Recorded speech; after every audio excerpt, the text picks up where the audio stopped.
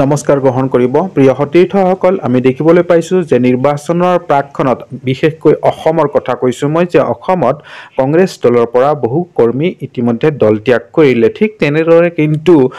BJP দলতো দল ত্যাগৰ জোৱাৰ উঠিছে শদিয়া সমষ্টিত কিন্তু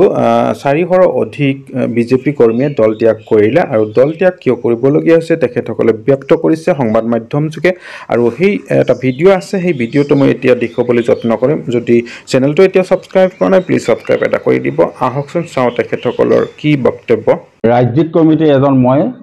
সদস্য আৰু লগতে মোৰ লগত OBC মোৰ্চাৰ ডিস্ট্ৰিক্ট প্ৰেসিডেন্ট প্ৰাক্তন মানে জিলা কমিটিৰ সদস্য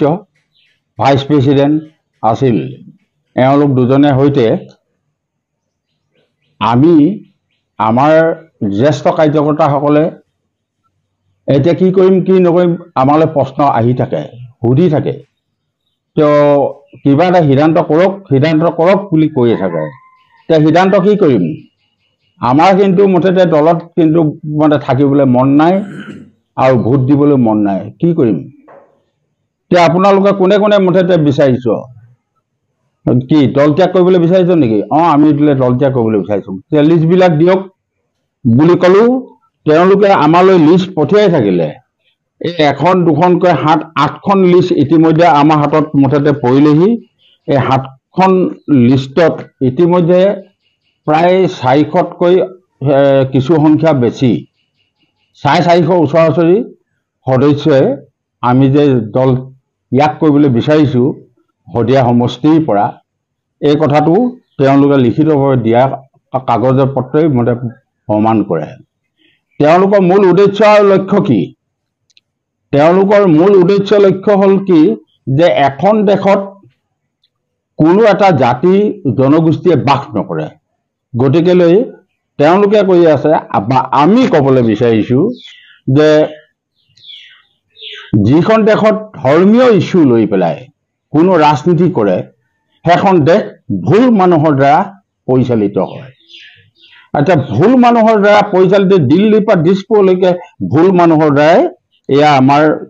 পৰিচালিত হৈ আছে আৰু তাৰ ফলত কি হৈছে গণতন্ত্ৰ শেষ হৈছে গণতন্ত্ৰ ৰক্ষা কৰিবৰ বাবে এই মানুহখিনি ওলাই আহিবলৈ বিচাৰিছে বিজেপি দলৰ পৰা গণতন্ত্ৰক দিল্লীৰ পৰা দিছপুৰলৈকে গণতন্ত্ৰ শেষ হৈ গৈছে ইতিমধ্যে ৰাজতন্ত্ৰ চলিছে গতিকে ৰাজতন্ত্ৰটো জনসাধাৰণে এতিয়া মানি নলয় আৰু আমাৰ অসমত বিজেপি বুলি কোনো নাই বিজেপিত দুৰ্নীতিৰে লুটুৰ-পুটুৰ হৈ থকা মানুহখিনিহে আহি কিনে কংগ্ৰেছত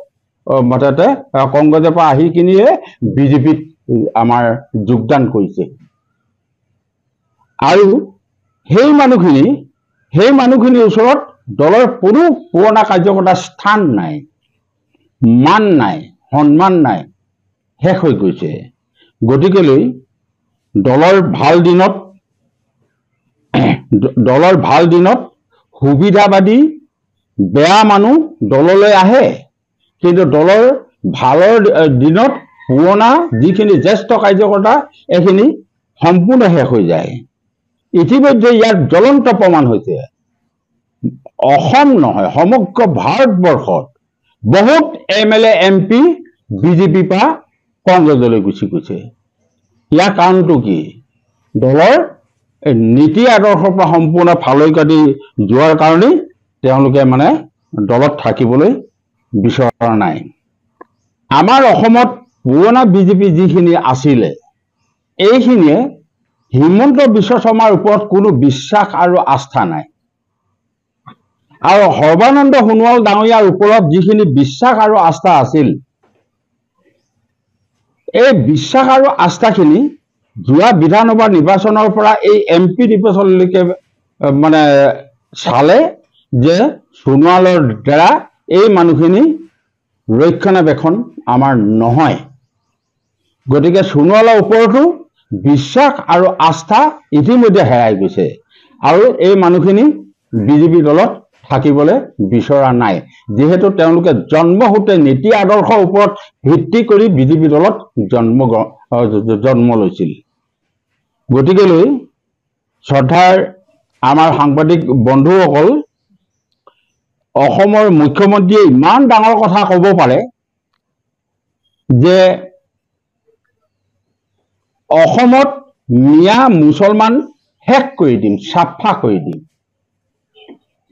আৰু মিয়া মুছলমানৰ ভোট নেলাগে বুলি কৈ আছে। এনেস্থলত এতিয়া মিয়া মুছলমানৰ ভোট লাগে তেওঁলোকক। মিয়া মুছলমানৰ ভোট তেওঁলোকে বিভিন্ন ধৰণৰ টোপ দিছে, বিভিন্ন ধৰণৰ প্ৰলোভন দি পেলাই,